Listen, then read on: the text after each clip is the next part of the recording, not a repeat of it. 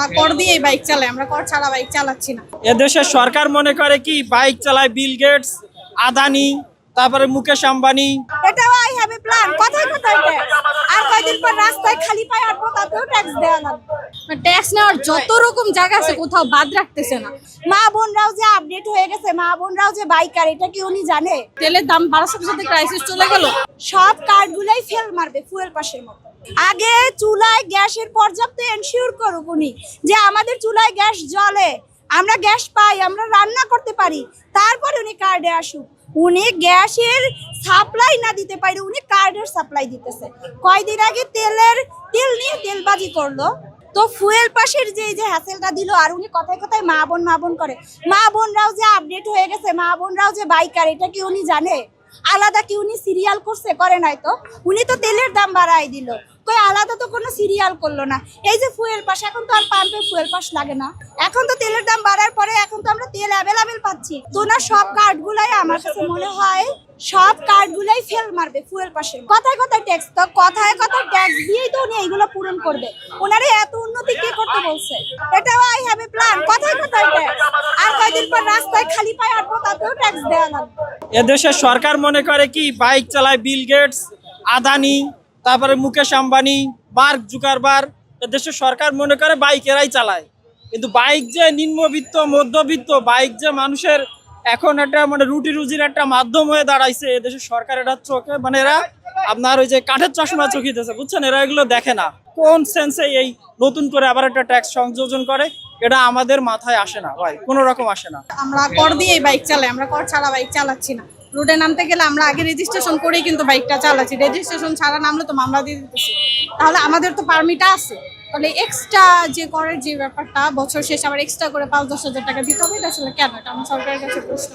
এটা আসলে আমরা কোনোভাবে আশা করি না, এটা আমাদের সাথে একটা জুলুম করা হচ্ছে। সবকিছুর একটা গিভ এন্ড টেক ব্যাপার আছে। আমাদের এই করের উপর আমাদের কি সুবিধা হচ্ছে? আর যে করটা চাপাচ্ছে, আমরা সুবিধা কি পাচ্ছি? এটা তো এক্সট্রা হয়ে যাচ্ছে, অতিরিক্ত করতেছে। এটা তো আসলে আশা করা যায় না।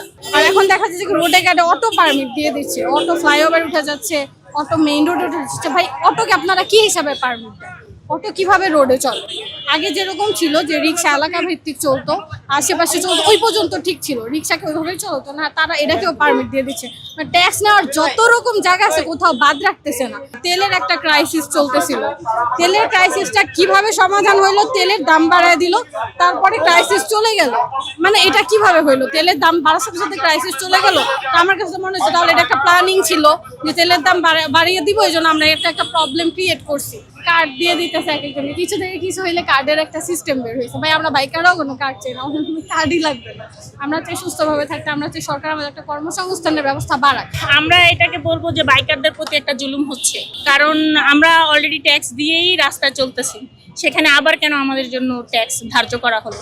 আমার প্রশ্ন একটাই এবং দাবি একটাই, আমাদেরকে এই ট্যাক্সের ভার থেকে, বোঝা থেকে আমাদেরকে মুক্তি দেওয়া হোক। আমরা অলরেডি যতটুকু সরকারের প্রাপ্য অতটুকু আমরা দিচ্ছি, আমরা দ্বিতীয়বার আর ট্যাক্স দিতে রাজি না।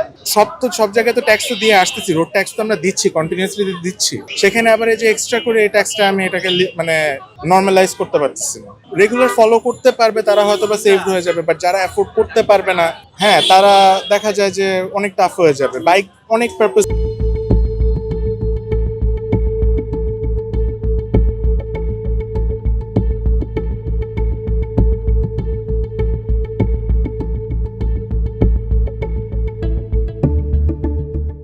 একটি পণ্যের উপরে কয়বার ট্যাক্স বসানো যায়, এটি আমাদের ইস্যু জানার ইচ্ছা আছে। কেননা এই একই ধরনের মোটরসাইকেল যখন আমাদের পার্শ্ববর্তী দেশগুলোতে অনেক কমে পাওয়া যায়, 1 লাখ 1.5 লাখ টাকার বাইক ঢাকা শহরে কিন্তু আমরা 3 থেকে 4 লাখ টাকায় কিনি। আমরা এমনি যখন বাইকটা কিনি তখন 5 লাখ টাকার বাইক, 3 লাখ টাকার বাইক কিনি আমরা 7 লাখ টাকায়।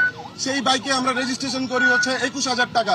2 বছর পরে আমরা যখন সেই বাইকটাকেই আবার আমরা ট্যাক্স দিতে হয় আমাদের 5,000 টাকা।